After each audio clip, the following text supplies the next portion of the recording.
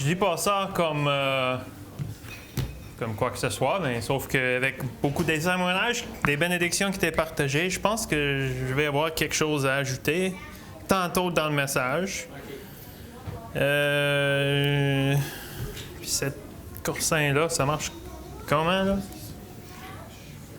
C'est l'audio, ça c'était de Maxime, pour tout le monde qui ne sait pas.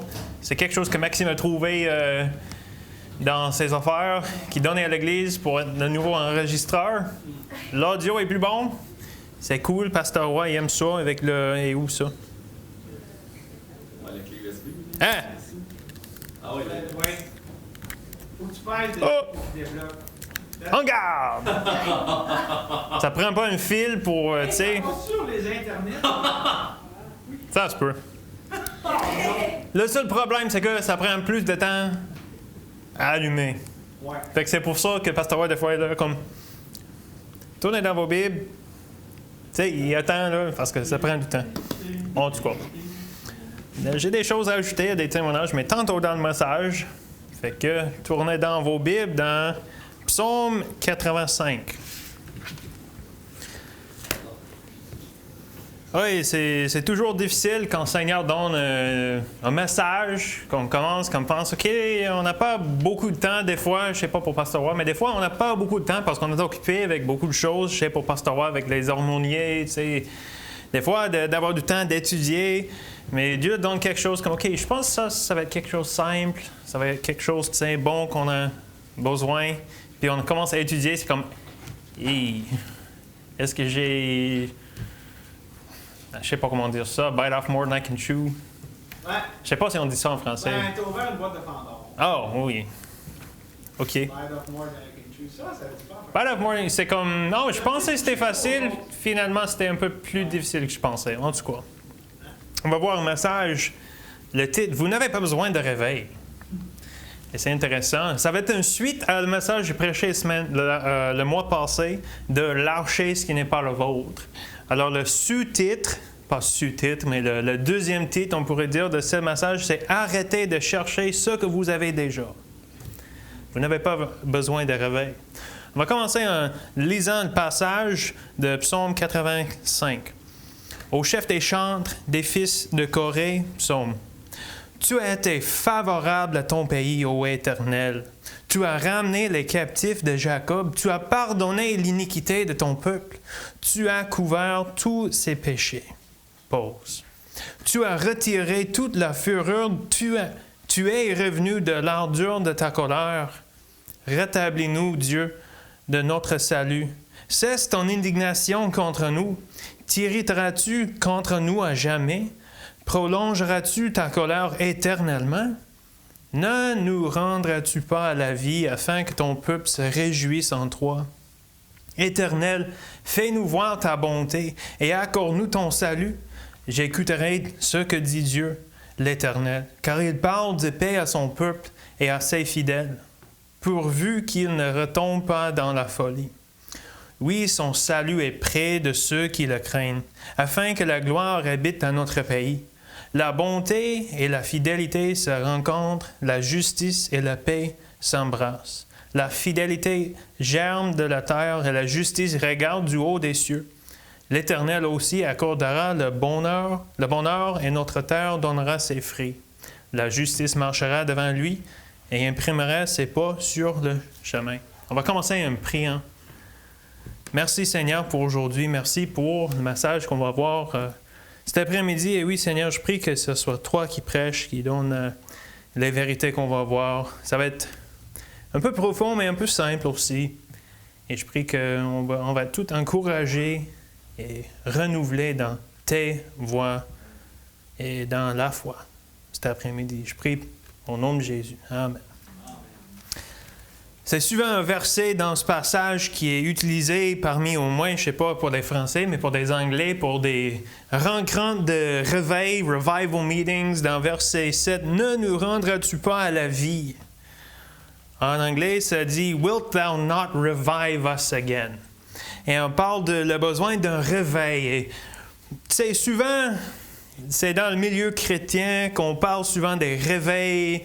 Oh, on veut voir un réveil. Et moi, je veux pas, tu sais, tout comment je dirais ça? Je ne veux pas taquiner ça trop parce qu'il y a un besoin, il y a un côté vrai. Alors, je veux voir, tu sais, comme on dit souvent, la vérité d'un autre côté, dans la lumière de la nouvelle alliance, et pas dans, tu sais, que tout est faux d'auparavant, on est dans une nouvelle page, tout ce qu'on a appris dans le passé, c'est tout faux. Non, je ne dis pas ça aujourd'hui. Alors, pour les mots, tu sais, réveil, le mot qui veut dire fait de se réveiller, de passer du sommeil à l'état de veille, fait pour quelque chose de revenir à l'activité après une période d'arrêt ou de repos. Comme en anglais, ça dit revival ou de revivre, de ramener à la vie. On dit aussi dans nos milieux chrétiens, on veut voir un autre réveil, on dit en anglais Great Awakening. Un réveil du peuple de Dieu, on chante là-dessus, réveille-nous encore. Oh Dieu, relève-nous. Le deuxième strophe, je pense, le troisième, oh Dieu, réveille-nous. Il y a un autre cantique, je pense que c'est de Ron Hamilton, qui dit « Do you really want revival? » Est-ce que tu veux vraiment du réveil? Alors, on prie pour le réveil. On a des conférences de réveil. On a, tu sais, des événements pour chercher le réveil. On cherche du réveil. On veut expérimenter du réveil. Mais est-ce qu'il faut vraiment attendre pour une expérience? Est-ce qu'il faut vraiment attendre que... Tu sais, on attend le prochain message qui va changer la vie. On attend le prochain moment qu'un prêcheur est dans la chair. Pas dans la chair, mais dans la chair, tu sais, le pulpit. On attend qu'il soit là, que, tu sais, j'étais là au collège chaque jour. Même plus qu'une fois chaque jour, on a entendu des messages, puis on est là, on veut le réveil, on attend que, oh, peut-être aujourd'hui, ça va être le message, le prêche qui change ma vie, puis on attend que ça soit un événement de wow! On attend le réveil. Et souvent, c'est vu dans ce côté-là de réveil. Mais on va voir pourquoi vous n'avez pas besoin de réveil. Le concept de réveil est vu principalement dans l'Ancien Testament, même le mot. Et comme souvent dans le livre des Juges, on connaît le livre des Juges, chaque fois que les Israélites retournaient à l'Éternel. Ils péchaient encore, si je peux dire, ils quittaient l'Éternel, ils laissaient l'Éternel pour servir des idoles, puis il y avait un réveil. Ils se sont retournés à l'Éternel. Et étant sous l'Ancienne Alliance, chaque réveil était un retour de suivre la loi. C'était un retour à l'Alliance. Et je vais lire des choses que j'ai lues en étudiant ça. Alors, ça va être un peu du lisage, mais ça donne le contexte un petit peu. On va avoir une grosse introduction, puis un plus court point dans le message, j'espère. Alors, ça dit, puisqu'Israël, et seulement Israël, dans l'Ancien Testament, est lié à Dieu par une alliance, seul Israël peut faire l'expérience de la visitation de Dieu sous la forme d'un réveil. Un exemple de cette prémisse se trouve dans le psaume 85. Ce psaume a une structure simple. Les versets 1 à 3 parlent de la visite passée de Dieu. Les versets 4 à 7 exprime une demande à Dieu de faire revivre son peuple ou réveiller son peuple. L'attente de la réponse de Dieu est exprimée dans les versets 8 à 9 et les versets 10 à 13 parlent d'une reconstruction promise pour l'avenir. Certains, dans les milieux théologiques, associent les circonstances décrites dans ce psaume au retour des Israélites de la captivité babylonienne. On peut supposer que les Israélites sont rentrés dans leur pays et que cet événement représente un signe du pardon de Dieu. Mais les conditions rencontrées, les villes en ruine, champs désolés, sécheresse, etc., ça n'allait pas bien dans Jérusalem lors de leur retour de Babylone. C'était la détresse. C'était la sécheresse, je ne sais pas le mot que je cherche, mais en tout cas, désolation. Oui, merci. Et c'était loin des anciennes prophéties.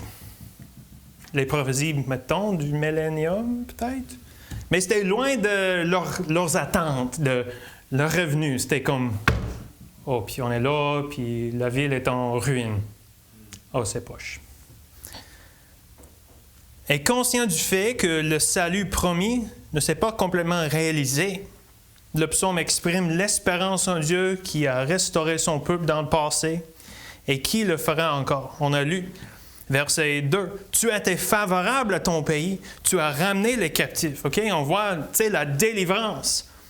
On voit aussi verset 4. « Tu as retiré toute ta fureur. » Puis il demande encore, en verset 6, « Prolongeras-tu ta colère éternellement? » C'est comme, il vient de dire, « Merci d'avoir enlevé ta colère. » Puis il demande, « Enlève ta colère. » Mais tu viens juste de le remercier qu'il a fait.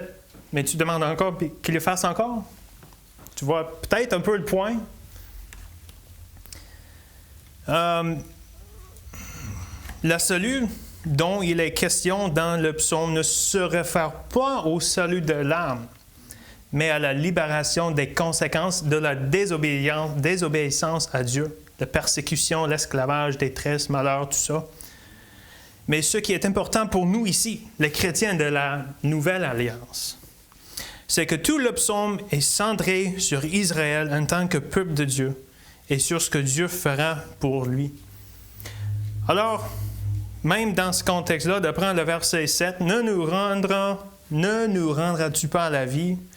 Wilt thou not revive us again? » C'est un peu trompeur de prendre ça comme verset pour des chrétiens, d'avoir une conférence de réveil. « Wilt thou not revive us again? » On attend le réveil, mais dans le contexte, c'était un pays, une nation qui a tout laissé son Dieu, qui était sous le jugement, parce qu'il était sous l'Ancienne Alliance. Il était, comme on dit, l'Alliance, tu sais, c'était un côté de « tu garderas l'Alliance, sinon le jugement viendra ». C'était ça le réveil dans l'Ancien Testament. Alors, d'après ce verset-là, de demander pour une œuvre, un événement, une expérience dans le milieu chrétien, ça n'a pas rapport avec le contexte du passage. Un autre verset qui est souvent utilisé, 2 Chroniques. J'ai écrit 1 Chronique, mais c'est 2 Chroniques. 7, 14. « Si mon peuple, sur qui est invoqué mon nom, s'humilie, prie et cherche ma face, et s'il se détourne de ses mauvaises voies, je l'exaucerai des cieux, je lui pardonnerai son péché et je guérirai son pays. » Souvent encore un verset qui est genre le thème des conférences de réveil. « Si mon peuple », et on dit « Hey, les peuples de Dieu, l'Église, rachetés par le sang de Dieu », les Américains qui sont de même, qui « Amen, bless God, si mon peuple s'humilie, hey, et on entend pour un peuple qui s'humilie devant le Dieu et qu'il va guérir notre pays. » Prions pour un réveil, puis on sait, c'est comme ça, mais encore le contexte, c'est pour Israël. C'est intéressant parce que j'étais content de trouver ça en étudiant parce que avec le Asbury Revival qui se passait dans, c'était Kentucky, je pense. Je voyais ça comme, j'ai pensé, ce passage-là, ça n'a pas un tout de rapport pour les églises, pour les chrétiens, parce que tout le contexte, c'est mon peuple, le pays, la nation d'Israël. Là, pour impliquer ce verset comme si on confesse nos péchés, si on s'humilie, si on prie, Dieu va nous donner un réveil. Bien, OK. Mais encore, on va voir, vous n'avez pas besoin de réveil.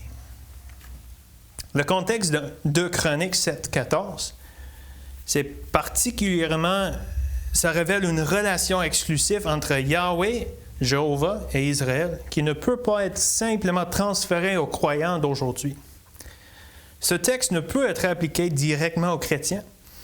Les exemples de réveil dans l'Ancien Testament impliquent, sans aucun doute, le retour du peuple à l'alliance comme condition préalable au renouveau et à l'obtention de la faveur de Dieu.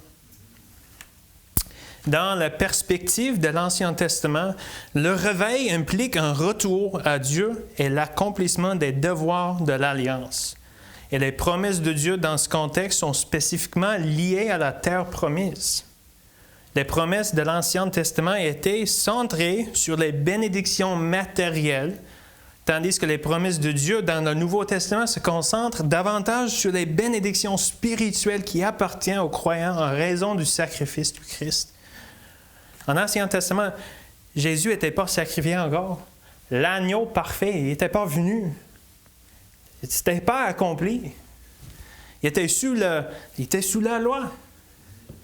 Il n'y avait pas le Saint-Esprit qui demeurait éternellement dedans.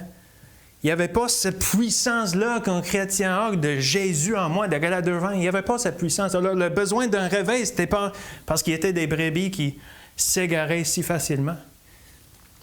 Et c'était un réveil de suivre la loi, d'obéir les commandements de l'Alliance. Mais pour nous autres, il est accompli. Je suis sur le bord d'être là. Attends, je suis presque là. Hey, pourquoi il dit vous n'avez pas besoin? Hein? On va voir.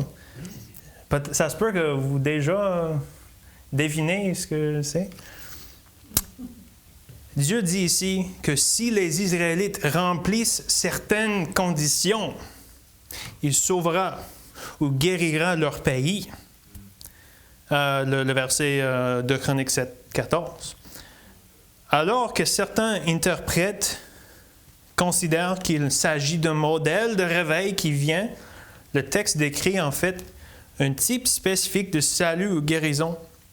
Dans ce texte, Dieu ne promet pas à l'Église qu'il sauvera ou guérira un pays donné de l'injustice, de la corruption, de l'immoralité, d'un mauvais gouvernement, de systèmes éducatifs médiocres, etc. Mais cette promesse de salut se réfère spécifiquement à la pluie, à la disparition de la peste et à l'élimination des sauterelles. On ne va pas aller là pour du temps, mais dans 2 Chroniques 7, 13, ça parlait de la détresse, toutes les choses qui allaient mal dans le pays. Et Dieu a dit, si vous revenez à moi, si vous vous humiliez et cherchez ma face, je guérirai ton pays, la nation. On ne peut pas appliquer ça pour des chrétiens. Puis aussi, il y a plusieurs versets. Je veux prendre aussi un lien avec le message du matin, le royaume de Dieu. Le fait que, tu sais, ceux qui pensent que le millénium est là, le royaume de Dieu est là, et puis on va améliorer le royaume, là. Mais est-ce que c'est ça que ça dit dans la Bible? 2 Timothée 3. On peut tourner, on peut prendre un petit peu de temps.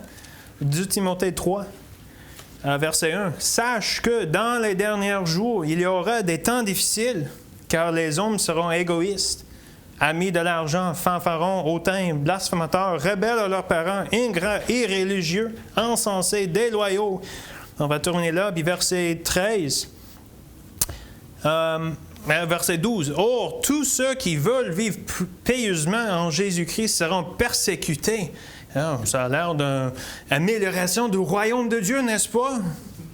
Mais les hommes méchants et imposteurs avanceront toujours plus dans le mal, égarant les autres et égarés eux-mêmes. 2 Timothée. 2 Pierre. 2 Pierre 3. On voit quasiment la même chose. Verset 3. « Sachez avant tout que dans les derniers jours, il viendra des moqueurs avec leur raillerie et marchant selon leur propre convoitise. » Et on ne va pas continuer là, mais l'idée, c'est qu'on voit l'empirement du monde dans la Bible. Et on pourrait étudier pour une semaine, là. Mais Dieu, je pense, dans ce contexte de la Nouvelle Alliance, Dieu n'a jamais promis qu'il va guérir nos pays. Souvent dans les États-Unis, « Oh, Dieu est toujours dans les États-Unis et Dieu veut faire de quoi dans les États-Unis? » Et je ne dis pas que Dieu ne veut pas sauver des âmes. Oui, je crois qu'il y a une œuvre que Dieu veut faire, mais le sens que Dieu n'a jamais promis que le monde va être, c'est le paradis. Il a promis que ça va empirer, puis il y aura des persécutions, puis il y a des moqueurs, puis des faux témoins, puis tout ça. Il a promis tout ça. Il n'a pas promis cette paradis pour l'Église. Parce que le contexte encore des réveils, c'était un remaniement de la nation d'Israël. Puis encore, on va voir un autre réveil dans la tribulation. Ça va être le final réveil, la finale restauration du peuple d'Israël dans la tribulation. On ne pourrait jamais décortiquer tout ça parce que ça, c'est profond.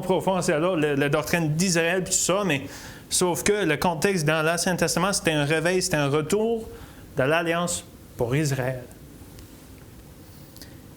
Et d'attendre pour que... Oh, le réveil, ça commence avec l'Église.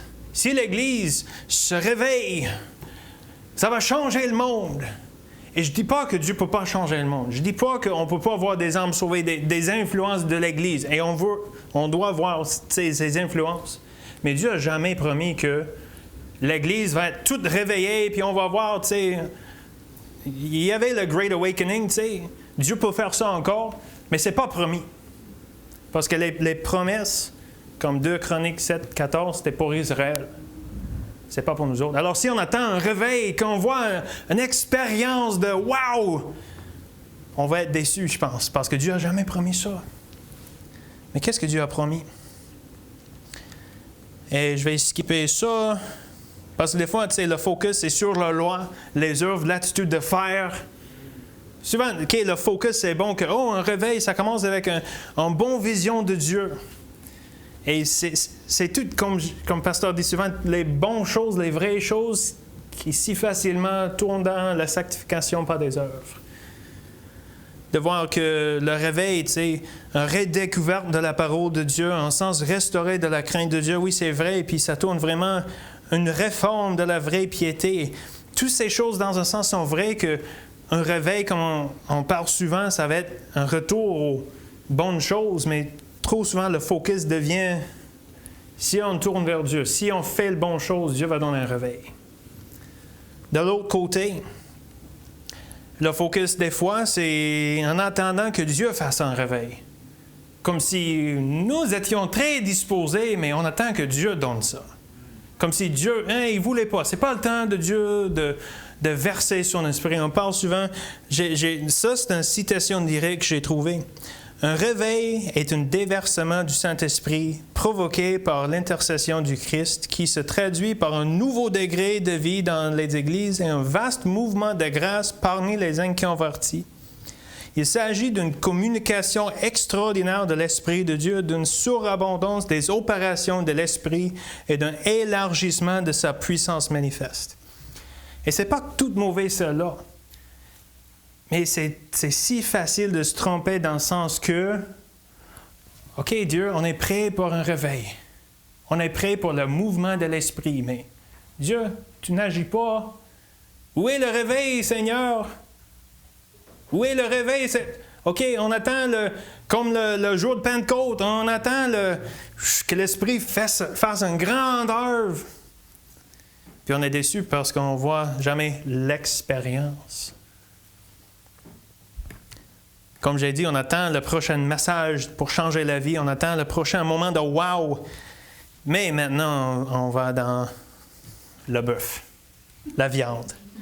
La réalité, c'est que tout ce qu'on doit faire, c'est d'approprier les vérités qui sont déjà actuelles pour un chrétien. Comme j'ai dit, en Christ, c'est tout accompli. Parce que dans le monde d'un réveil ou un revival, de ramener à la vie, on a la vie déjà. On n'a pas besoin de faire de quoi, d'avoir la vie encore. On est parfait en lui.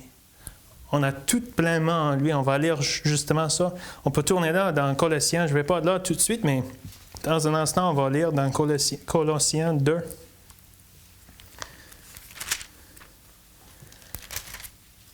Alors que le réveil dans l'Ancien Testament, c'était national pour Israël, c'est pas pareil pour un enfant de Dieu aujourd'hui. C'est personnel. Parce que souvent, encore des parlages d'un réveil, c'est vraiment de voir une expérience en tant qu'Église, une expérience en tant que des églises, pour voir le mouvement de « wow », un réveil. Mais on n'a pas besoin de ça, parce qu'on a tout déjà pleinement en lui. Colossiens 2, 6 à 10. Ainsi donc, comme vous avez reçu le Seigneur Jésus-Christ, marchez en lui, étant enracinés et fondés en lui et affermis par la foi, d'après les instructions qui vous ont été données, et abondez. On n'a pas souvent, quand on parle d'un réveil, on n'a pas en abondance. Mais le fait qu'on a l'abondance en Christ, il faut simplement marcher dans cette abondance. Prenez garde que personne ne fasse de vous sa proie par la philosophie et par une vaine tromperie, s'appuyant sur la tradition des hommes, sur les principes élémentaires du monde et non sur Christ.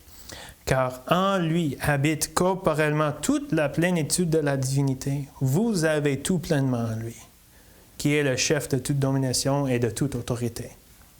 C'est ça l'idée qu'on a la vie. Alors on n'a pas besoin d'un réveil, d'un revivement, si je pourrais le dire, c'est pas vraiment un vrai mot, mais on n'a pas besoin de reprendre la vie, d'attendre comme ça disait. Rendras-tu nu pas la vie, comme ça disait dans notre texte? Parce qu'encore, si on voit les premiers 4 versets, il parlait de Dieu, tu nous as restaurés, tu nous as sauvés, tu nous as délivrés. Mais ce n'était pas permanent pour Israël. Pour les chrétiens, c'est permanent. C'est accompli. On n'a pas besoin de... Oui, on peut s'égarer, et je ne veux pas prêcher, tu sais, le sinless perfection, comme on dit. Oui, on peut pécher, on peut... Oui, toutes ces choses sont vraies. Mais ce n'est pas d'attendre que le Saint-Esprit fasse un œuvre, c'est juste de se rendre compte, hey, c'est déjà là. Je ne dois pas attendre pour un événement, pour une expérience dans l'Église, que tout est wow, et tu sais...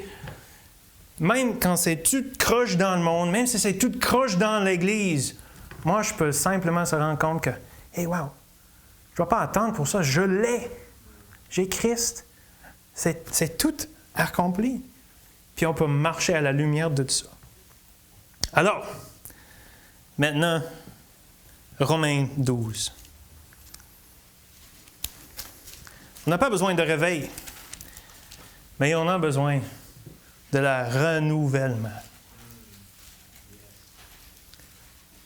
Le renouvellement. Verset 2 de Romains 12. Ne vous conformez pas au siècle présent, mais soyez transformés par le renouvellement de l'intelligence. Soyez réveillés, si je pourrais dire. Parce que transformer, ça parle d'un tout qu'on change complet. Par quoi? Par une autre conférence de réveil, par un autre message qui va changer la vie. Non, par le renouvellement de l'intelligence. Renouveler, ça veut dire donner un aspect nouveau.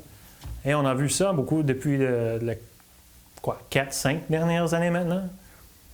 Les mêmes vérités de la parole de Dieu, mais un nouveau aspect. Renouveler, ça veut dire refaire quelque chose. Réitérer. J'ai dit en français avec la prononciation d'anglais, je pense. Reiterate. Réitérer. Mais l'idée que ce n'est pas quelque chose d'une fois, le renouvellement. C'est quelque chose de consistant, tout le temps. 2 Corinthiens 10. Je veux aller vite parce que je veux pas prendre trop de temps.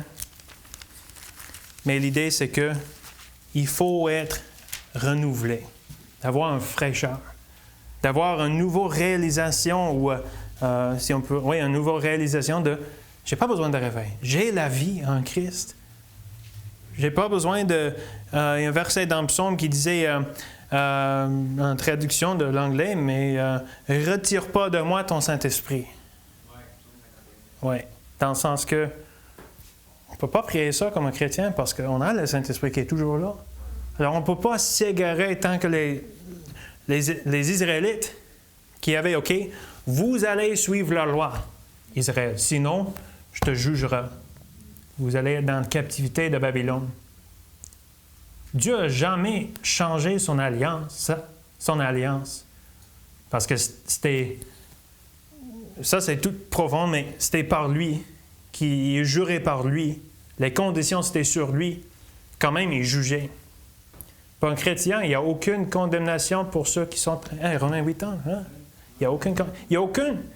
Oui, il y a du châtiment. Oh, absolument. Il y a du châtiment, mais il n'est pas dû. OK, 70 ans en Babylone parce que tu n'as pas suivi la loi. Le châtiment. Vous avez besoin d'un réveil. Vous êtes backslidden, tu sais. Ça, c'était pour Israël, pour un chrétien. Vous l'avez déjà.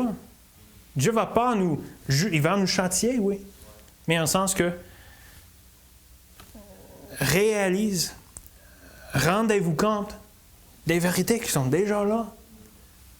renouveler, le renouvellement. Ça, c'est important. 2 Corinthiens 10. Et un autre aspect qui est important, et j'ai une illustration de ce matin. Si nous marchons dans la chair, verset 3, nous ne combattons pas selon la chair. Car les armes avec lesquelles nous combattons ne sont pas charnelles, mais elles sont puissantes par la vertu de Dieu pour renverser des forteresses. Nous renversons les raisonnements et toute hauteur qui s'élève contre la connaissance de Dieu, et nous amenons toute pensée captive à l'obéissance de Christ. Je vais voir. OK. Est-ce que tout le monde est bon cet après-midi? Il ne faut pas oublier la guerre spirituelle.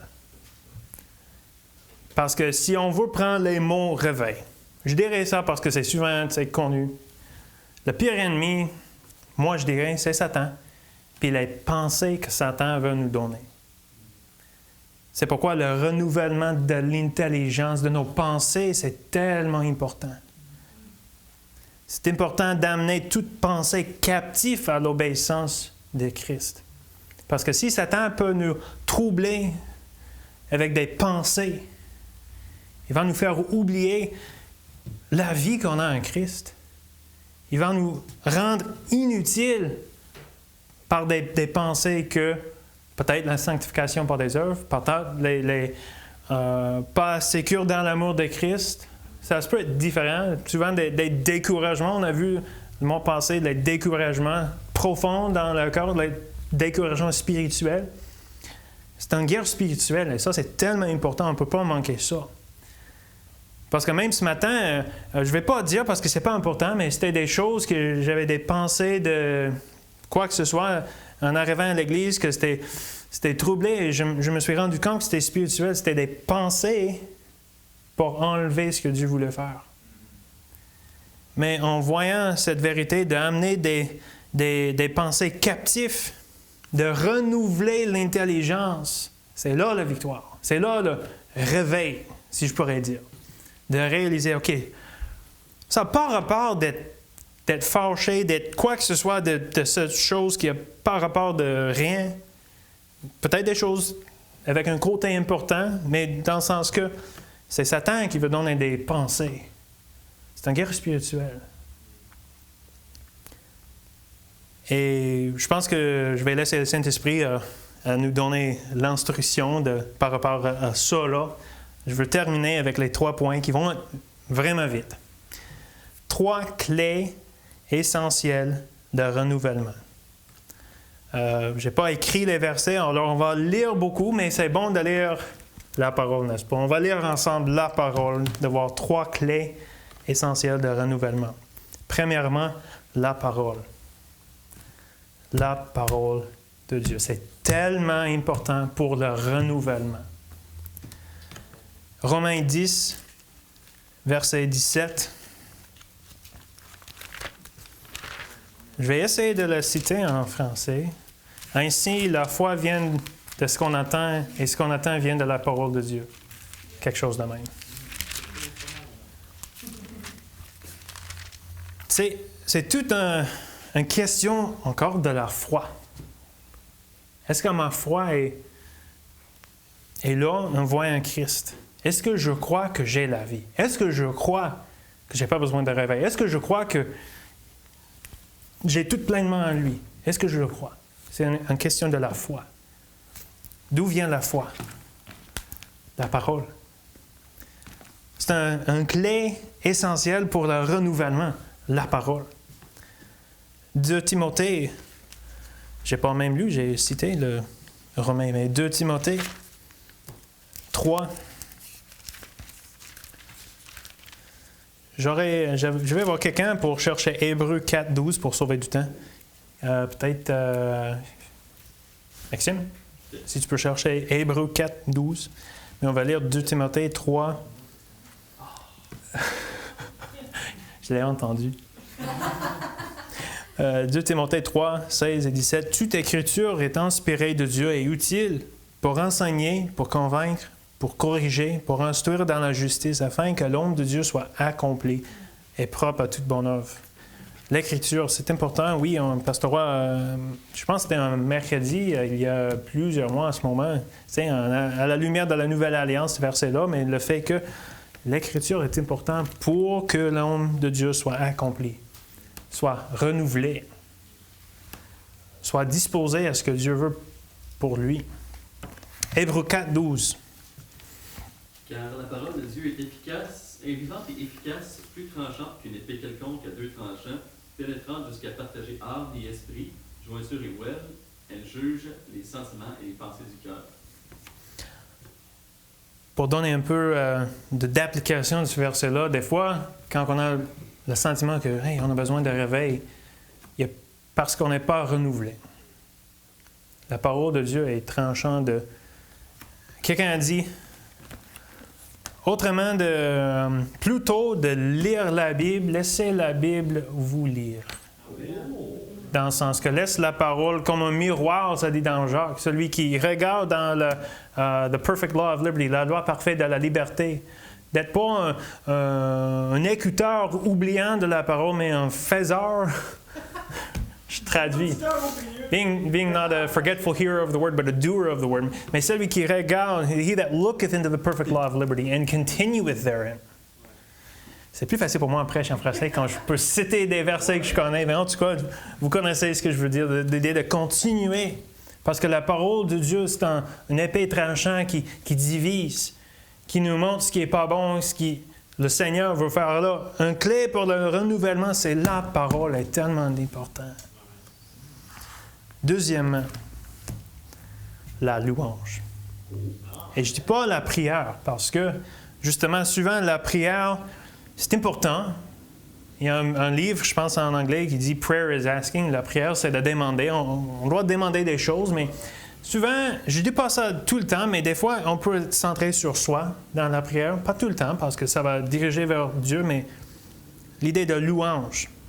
Ce mot veut dire la reconnaissance de ceux qui méritent des louanges. Comme dans Apocalypse 4, 11. « Tu es digne, notre Seigneur et notre Dieu, de recevoir la gloire et l'honneur et la puissance, car tu as créé toutes choses, et c'est par ta volonté qu'elles existent et qu'elles ont été créées. Le Seigneur est digne, et le seul qui mérite les louanges. » Alors l'idée de louange, c'est d'attirer l'attention sur sa gloire. C'est d'avoir le focus vers lui. Un clé pour le renouvellement, c'est la louange. Pas juste d'être dans la pitié, non, pas dans la pitié, mais not the pity, l'apitoiement, oui, merci. Mais d'avoir de louer le Seigneur. Est-ce que tu es toujours dans Hébreux 4? Oui. Hébreux 13, 15. Puis nous autres, on va tourner dans les psaumes.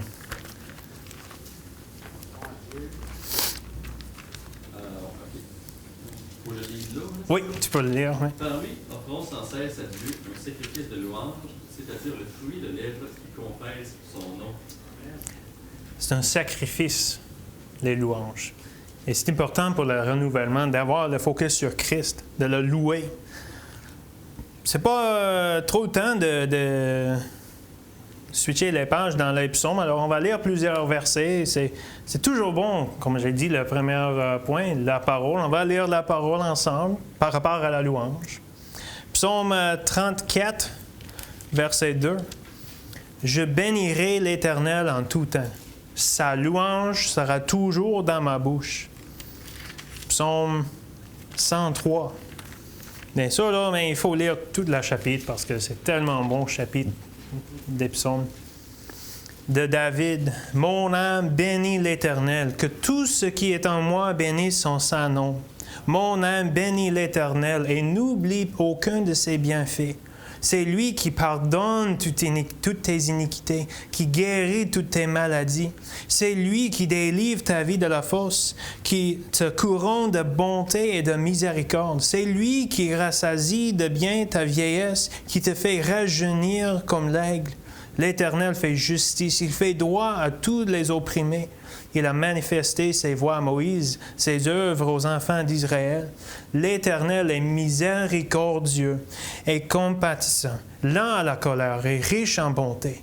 Il ne conteste pas sans cesse, il ne garde pas sa colère à toujours. Il ne nous traite pas selon nos péchés. Il ne nous punit pas selon nos iniquités. Mais autant les cieux sont élevés au-dessus de la terre, autant sa bonté est grande pour ceux qui la craignent. Autant l'Orient est éloigné de l'Occident, autant il éloigne de nous nos transgressions. On peut arrêter là pour du temps, mais n'est-ce pas? Ça amène les regards vers Christ dans la louange. C'est ça la vie, c'est ça le fait qu'on n'a pas besoin de chercher le réveil. On l'a, il a enlevé nos péchés. On a la vie en lui, la louange. C'est important pour le renouvellement. Psaume 104, verset 33. Je chanterai l'Éternel tant que je vivrai. Je célébrerai mon Dieu tant que j'existerai. 107, verset 8. Qu'il loue l'Éternel pour sa bonté et pour ses merveilles en faveur des fils de l'homme. Psaume 135, verset 3. Louez l'Éternel, car l'Éternel est bon. Chantez à son nom, car il est favorable. 139, 14, un verset bien connu. Je te loue de ce que je suis une créature si merveilleuse. Tes œuvres sont admirables et mon âme les reconnaît bien. Pour donner ça dans la lumière de la nouvelle alliance, on peut louer le Seigneur pour ce qu'il nous a fait. Ses enfants, parfaits en lui. C'est ça la louange. Quand on loue le Seigneur pour les vérités qui sont là, ça nous renouvelle dans l'intelligence. Finalement, psaume 147. Verset 1. Louez l'Éternel, car il est beau de célébrer notre Dieu, car il est doux, il est bienséant de le louer. Avez-vous loué le Seigneur aujourd'hui? Ça fait du bon chemin de renouveler nos intelligences, d'avoir le focus de louange. La parole, la louange, puis finalement, où est-ce que je peux faire de la pouce? Du pouce? 12 pouces avec les témoignages, la communion fraternelle.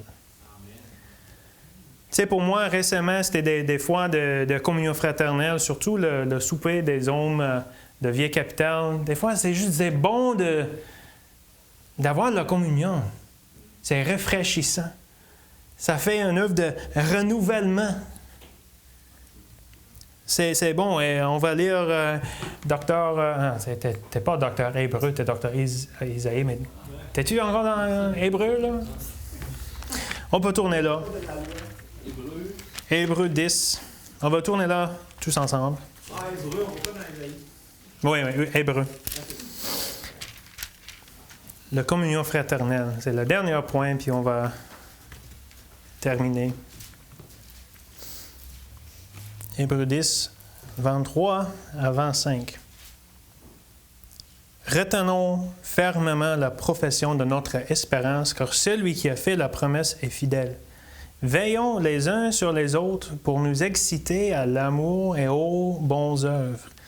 N'abandonnons pas notre assemblée, comme c'est la coutume de quelques-uns, mais exhortons-nous réciproquement, et cela d'autant plus que vous voyez s'approcher le jour. C'est important, la communion fraternelle. C'est important, et je vais dire quelque chose super de résumer tous les points là. Parce que oui, des fois, il y a des temps qu'on ne peut pas, comme Pascal et la famille, comme ma femme aujourd'hui. Alors, c'est pas... je veux prêcher, tu sais, dans l'air de « Hey, il faut lire la Bible! Hey, il faut louer le Seigneur! Hey, il faut être à l'Église! » Mais je dirais plutôt celle-là. On ne peut pas expérimenter le renouvellement sans la parole, sans la louange et sans la communion. Montre-moi un chrétien qui lise jamais sa parole, sa Bible, qui loue jamais le Seigneur et qui s'assiste jamais les réunions de l'Église. Je te montrerai un chrétien qui a besoin de réveil. Ouais.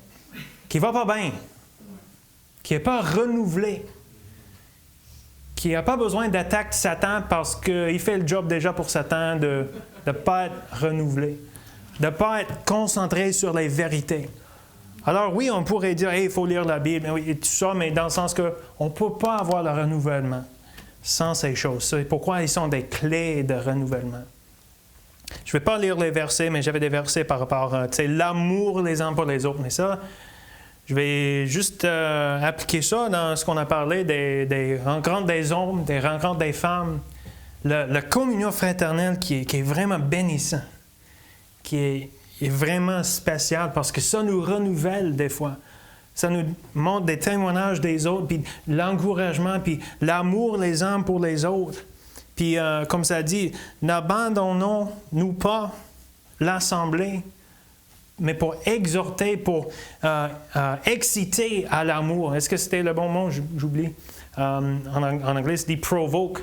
C'est l'idée de pousser les uns les autres, d'encourager les uns les autres, et pas dans l'air de « hey, t'es pas heureux aujourd'hui, t'as besoin de réveil, là », mais simplement d'avoir la communion à travers, autour de la parole, autour des louanges.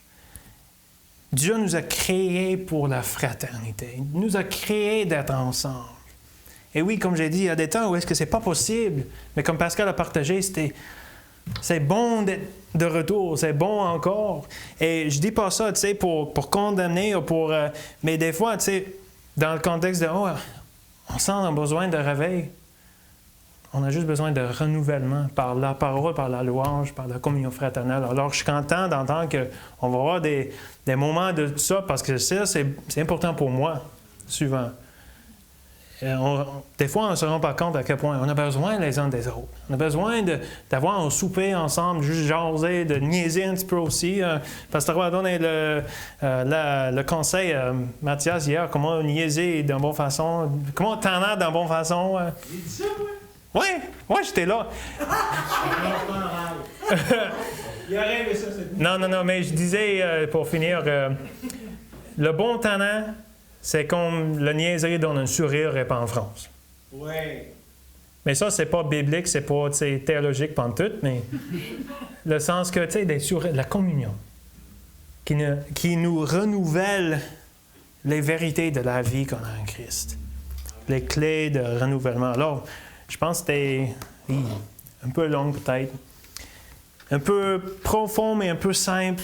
Mais j'espère que c'est une bénédiction pour nous tous, puis pour notre Église, parce que oui, dans les mots qu'on utilise, oui, je pense qu'on a besoin d'un réveil, pas de voir le pays changer pour Christ, parce que Dieu n'a jamais promis ça, mais on a besoin simplement que des chrétiennes soient renouvelées dans la parole. Amen. Prions pour ça. Amen. Seigneur, merci pour cet après-midi, merci pour la vérité, pour toi qui es la vérité. Et comme c'était cité, même avec juste un amen du référence, ta parole est la vérité. Merci pour le Saint-Esprit qui habite éternellement en nous, qui nous dirige, qui nous guide dans toute la vérité, comme ça dit dans Jean aussi. Merci Seigneur, parce qu'on a tellement besoin dans ce monde de tromperie, dans ce monde de méchanceté. On a besoin de la vérité. On a besoin d'être renouvelé dans tes voies, Seigneur. Renouvelle tes peuples, Seigneur. Renouvelle les églises par la parole, la louange et la communion fraternelle, centrée sur toi. Seigneur, je prie pour ceux peut-être ceux qui ne sont pas fidèles d'assister à l'Église. Des fois, des bonnes raisons, mais des fois, tu sais, il y a des gens qui ne se rendent pas compte l'importance de la communion pour le renouvellement. Moi, je pense, je n'ai pas parlé beaucoup de la fidélité, mais quelqu'un dans notre Église qui est, moi je trouve, un des plus fidèles, c'est Kevin. Il y a des choses qui ne sont pas faciles pour lui, mais Seigneur, je prie ça juste qu'on voit pas le fardeau de « il faut », mais la réalisation que c'est important pour le renouvellement de se rassembler ensemble sous la parole, dans les louanges. Parce qu'on est dans une guerre spirituelle. Et les pensées, c'est important. Alors, donne-nous, Seigneur, pas le fardeau, mais la bénédiction d'avoir ces clés importantes de renouvellement. Que tu puisses changer notre Église. Ça se peut, on ne va pas changer le monde. Mais on prie de voir au moins une âme sauvée. Parce que c'est pas en masse, mais c'est un à un. Une à la fois qu'on va voir les âmes sauvées. Merci pour Zachary qui était là aujourd'hui. Je prie pour lui, pour, oui, même les autres visiteurs de la semaine passée, Seigneur, qu'ils puissent voir une Église renouvelée pour voir toi, Seigneur, qu'on puisse voir des âmes sauvées, un renouvellement, puis pour ta gloire. Merci pour ça, Seigneur, que ton esprit enseigne nous tous, Seigneur. Parce que moi, je ne suis pas capable d'enseigner, je suis capable d'ouvrir ma bouche puis dire de croire, mais c'est toi qui enseignes. Alors, prends ces vérités de ta parole qu'on a vues aujourd'hui, puis enseigne-nous, Seigneur, de ta parole. Je prie au nom de Jésus. Amen.